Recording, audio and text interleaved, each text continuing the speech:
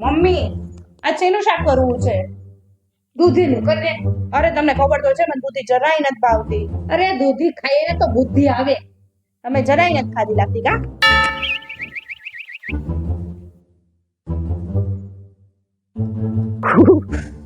બહુ ઠંડી છે વાહ. એલી શ્રેયા, હું ઉપર જાઉં છું વાહ.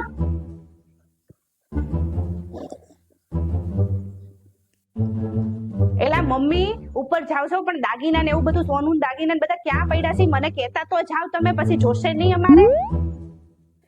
એલી ઉપર જાઉં છું. હા ઉપર ને જતી અગસમાં જાઉં છું. જાવ જાવ, હા ઉપર તડકો ખાવા જાવ.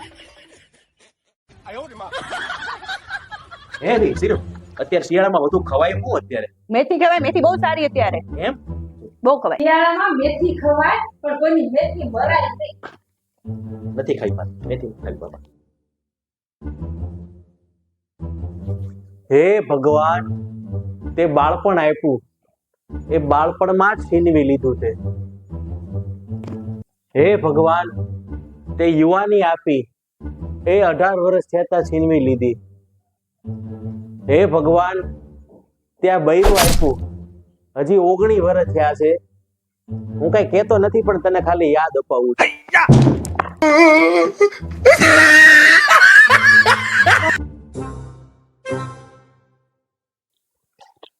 સમીર, તમને ખબર છે તમારી માટે હું દુનિયાના ગમે એ ખૂણે જઈ શકું.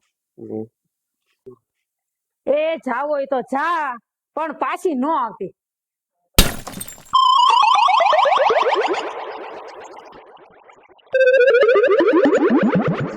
તમારી પત્ની તમારી પાસે એનું ધાર્યું કરાવે છે? હા. બોલો ના. બોલો ના. બોલો ના ના. સાંભળ, બોલ, હું તને કહું ને એમ બોલ.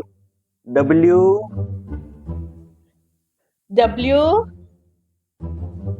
આઈ I F F E E એટલે માથાનો દુખાવો.